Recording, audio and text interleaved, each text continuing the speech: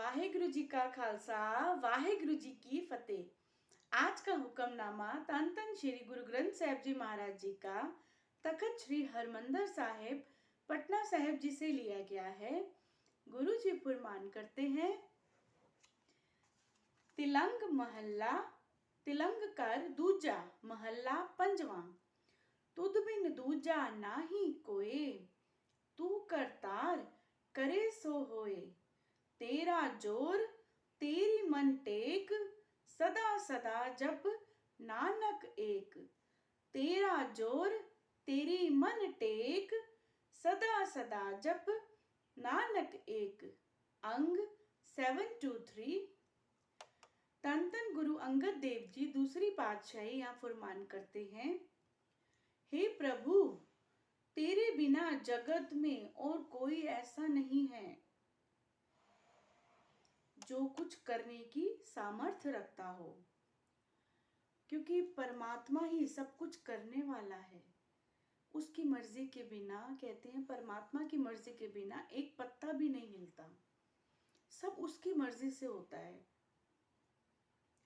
और एक वही ऐसा है जो इस चीज की सामर्थ्य रखता है, किसी को क्या देना है, कितना देना है, कैसे देना है, उस सब का हिसाब किताब रखता है। वो हर किसी के कर्मों का हिसाब रखना, लेन देन का हिसाब रखना और खाने पीने का हिसाब रखना, मतलब हर चीज का खाता खुल रखा है उसके यहाँ।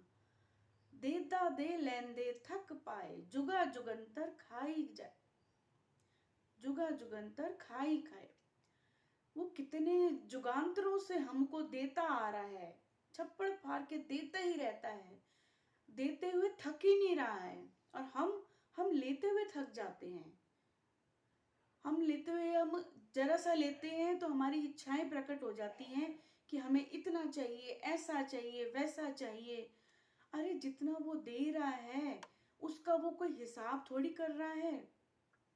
वो हमारा जितना दाना पानी हमारा लिखा होता है, एक मनुष्य के जितने श्वास होते हैं उस हिसाब से उसको दाना पानी भी उसका पूरा मतलब तैयार होता है। जैसे एक छोटा बच्चा अगर जब जन्म लेता है तो उसका खाने पीने का इंतजाम पहले से ही होता है, माँ के स्तनों से दूध पहले से ही आ रहा होता है। सिर्फ जब औरत प्रेग्नेंट होती है, जब गर्भवती होती है, तभी वो दूध आता है। उसके बाद क्यों नहीं आता? उसके बाद वो इसलिए नहीं आता क्योंकि उस टाइम उस बच्चे को भोजन की जरूरत होती है, उस पौष्टिक आहार की जो जरूरत होती है। क्योंकि कई गरीब माताएं ऐसी होती हैं जो उस टाइम उस बच्चे को वो आहार नहीं दे पाती हैं। तो उस गुरु पिता परमात्मा को, जो हमारा माता भी है, जो हमारा पिता भी है, उसको कितनी चिंता होती है हमारी कि वो छोटे होते ही, जब जन्म होता है हमारा, तभी से ही हमारे खाने पीने का ध्यान रखना शुरू कर देता है। गर्भ में हमारी रक्षा करता है, हर तरह से हमारी रक्षा करता है। जो कुछ तू करता है और चाहता है वही होता है। यहाँ गुरु परमात्मा को संबोधित करते हुए बोल रहे हैं, हे परमात्मा प्रभु, जो तू चाहता है वही होता है। अगर इंसान अपनी मर्जी करता है तो वो दुख पाता है। इसीलिए कहते हैं परमात्मा की रजा में राजी रहना चाहिए। वो जितना दे रहा है, जो भी दे रहा है, उसमें बस शुक्राना करना चाहिए, संतुष्ट रहना चाहिए। मुझ में तेरा ही सहारा जोर है और तेरी ही मन में टेक है। एक जब प्रभु परमात्मा की जब एक टेक ले लेते हैं तब और किसी का सहारा बाकी लेना रह नहीं जाता। संसार में कहते हैं कि जब ये हर किसी का एक्सपीरियंस होगा, संसार में कोई मनुष्य जब उसकी हेल्प नहीं करता, जब कोई हेल्प नहीं करता, कोई उसको पूछता नहीं है, कोई उसको खाने के लिए नहीं देता, तो उस परमात्मा को बहुत चिंता होती है, उसकी पल पल की चिंता होती है उसकी। कभी भूखे नहीं सोने दिया उसने किसी भी इंसान को, और अगर कोई भूखा सोया भी है तो वो उसके अपने कर्मों की गलती है। उसकी तरफ से कोई कमी नहीं रही कभी भी, किसी के लिए भी सब कुछ बराबर दिया उसने। हे नानक, सदा उस परमात्मा का नाम जप करते रहो। यहाँ गुरु नानक देव जी कहते हैं, पहली पातशाही गुरु नानक देव जी, वो भी यही बोलते हैं, उस परमात्मा को एक पल भी, एक श्वास भी अपने से बिछुड़ने ना दो।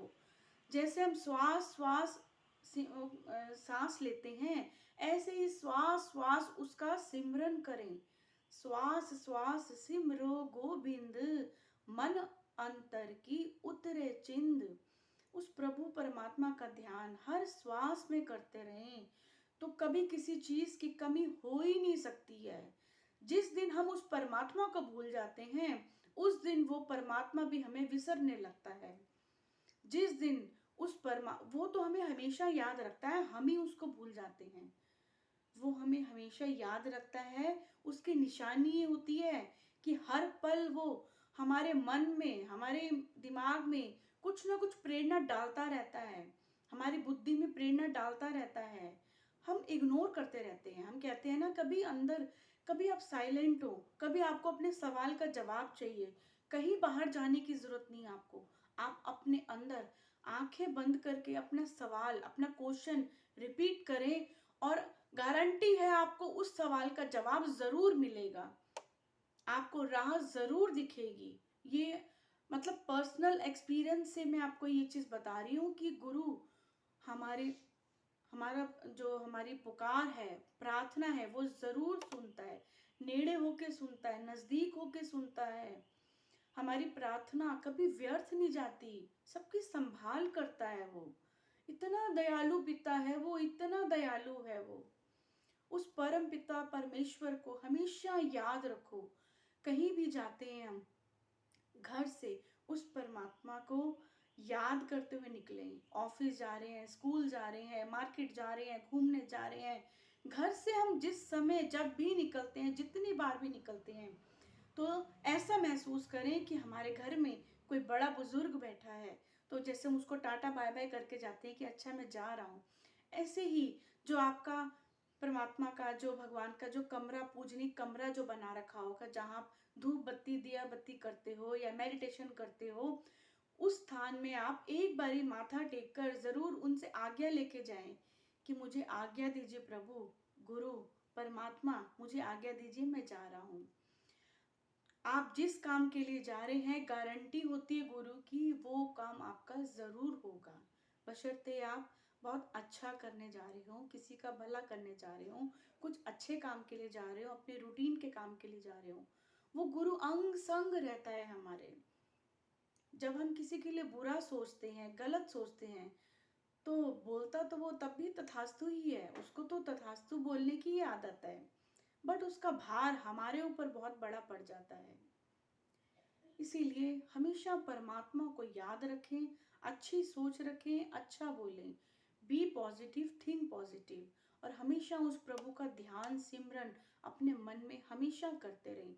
वो हमारी बहुत संभाल करता है, हर पल संभाल करता है, हर पल हमारा ध्यान रखता है। वाहिगुरु जी का खालसा, वाहिगुरु जी की फतेह।